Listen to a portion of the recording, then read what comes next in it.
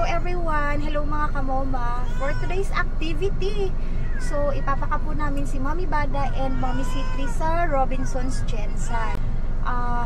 Dahil nga meron silang program na free neuter for female dog and cat. So eto na, chance na namin to para kami ay makasave So this time, ayan na si Mommy Bada. Kay gigutom, nagyud-intawon na sila ay. So, tara, let's na. Siyempre, kasama ko si Bunso and si Tito Koy. Nandun na siya sa Robinson. So, siya na yung nagpalista doon. Kasi nga, ayaw ko kasi muna mauna itong mga alaga ko kasi baka ma-stress sila. So, gusto ko na, talaga, yung pag doon na kami, kumbaga open na yung mall para hindi sila masyadong stress. So, let's go! So, nandito na nga kami sa Robinson's Jensen mga kamoma. Kasama ko si Mommy Bada at syempre si Mommy Citri. Nangyari pala ito noong August 23, 24, 2025 at Robinson's General Santos City. So, ayan, ang dami ko nung nakikita ng mga fur parents at syempre nakikita ko din yung mga followers natin. Kaya maraming salamat talaga sa mga nag-approach sa akin. Sobrang nagpapasalamat talaga kami mga kamoma dahil sa opportunity na ito, especially sa aming Jensen City veterinarians, kay Dr. Edward Alex Layson, syempre, at sa kanyang mga staff, and of course, to Biyaya Animal Care, at higit sa lahat, kay Dr. Alice Utlang of Cebu City, TVMF, and of course, Robinson Small of Jensen dahil dito nga po naganap ang free kapon. At syempre sa mga senior students of USM, VetMed Department to PVMA. And of course, for other animal welfare groups like A Heart for Paws in Jensen, Rotary and WAGs, Porpaws, thank you so much, and sa lahat po ng mga nag-sponsor. Ang galing talaga nila magkapon mga kamoma, alam mo yung konti lang talaga yung sugat nila, so that's why nagiging kampante ako, and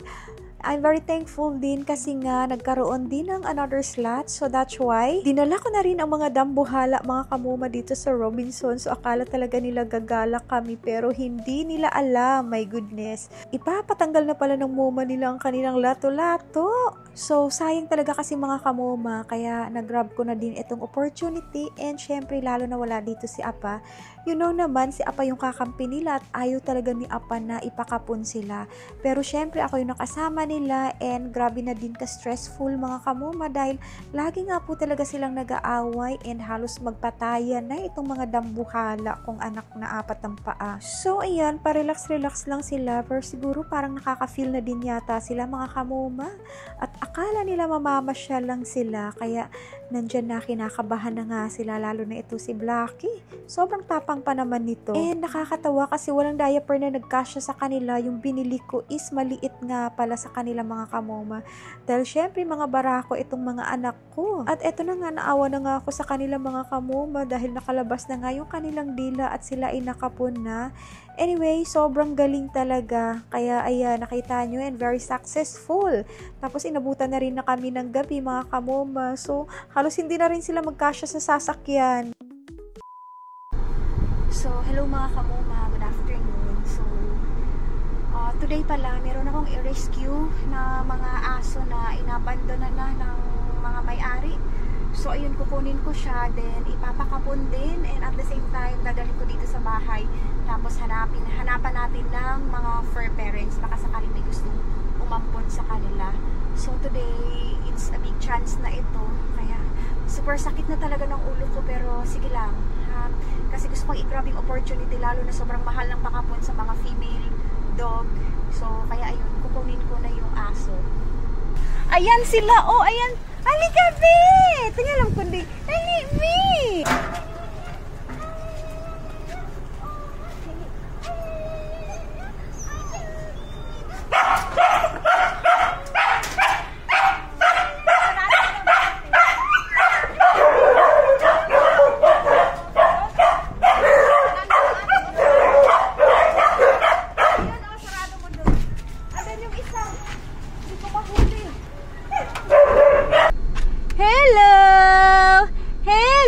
Grabe ang dumi-dumi naman nun. Ay, wapa-wapa.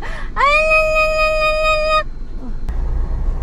So, yung ate, yung kumagat sa'yo, ikaw ang mag-ano.